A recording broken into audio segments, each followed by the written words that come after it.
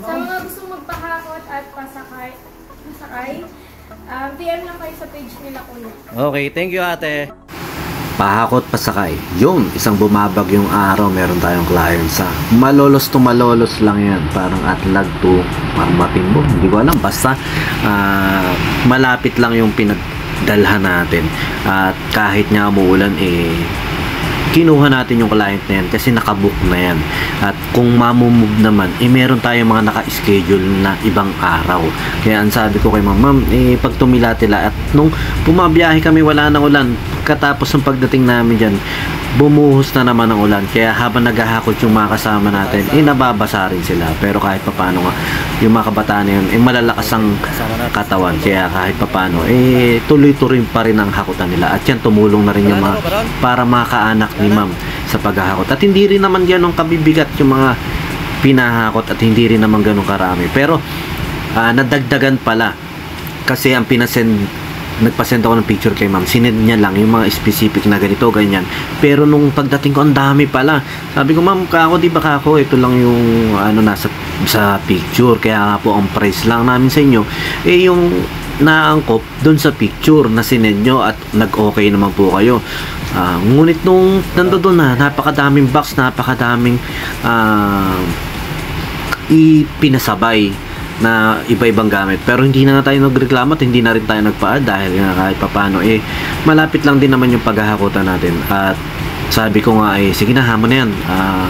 Inano na rin natin na bonus doon sa client natin. At mabait din naman yung anak ni ma'am. Kaya na iniintindi rin kami at mamaya makikita nyo dyan sa video nag-video pa at pumayag na hingan namin ng video para magpasabi nga na pahakot pasakay dito sa pahakot pasakay natin. At saka ito isang mabilisan yan. At ayan ang kahirapan minsan pag medyo makipot yung daan, minsan yung mga ibang dumadaan yan, nagalit yung dumaan na yun, bakit daw makibilis-bilisan daw namin, yung palang nakapula na yun yung nagalit. Sabi namin, sir, nakita nyo naman po umuulan, kaya pasensya na po.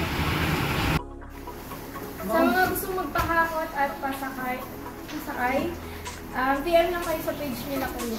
Okay, thank you ate. At yun, syempre maraming salamat kay ate na pumayag magpa-video para kahit papano malaman din ng mga ibang naging kuya sa atin na legit ang ating pahakot pasakay na pag nagpa-schedule po kayo dumarating kami. At ito, pauwi na kami, isang mabilisan lang.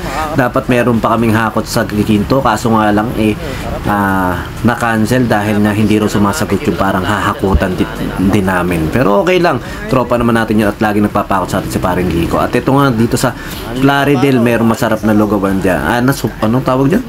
Mamihan dyan, na mali pa. Basta try nyo yan, nandiyan dyan, malapit lang yun sa anong tawag doon?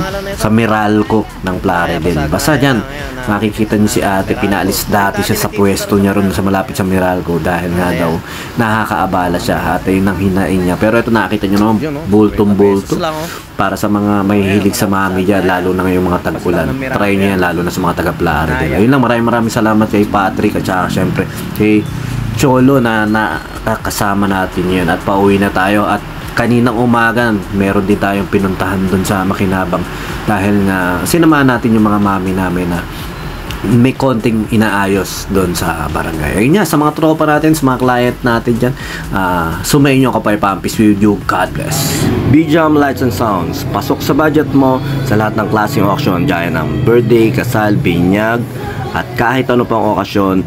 At yun, meron po tayong full band, sequencer, acoustic band, at kahit anumang setup para sa inyong mga okasyon. PM lang po kayo sa aming page na BJAM Lights and Sounds pag kailangan nyo ng banda at kahit ano nga pong may tutulong namin sa inyo sa inyong okasyon. At kahit anong setup po, pwede po tayong mapag-usapan natin kung ano yung naangkop sa inyong event. At yun, maraming salamat sa mga tropa natin nagla-like, nag-share, nagpa-follow syempre sa BJAM Lights and Sounds at patuloy na nag-hire sa amin. So may nyo kapayapaan. Peace be with you. God bless.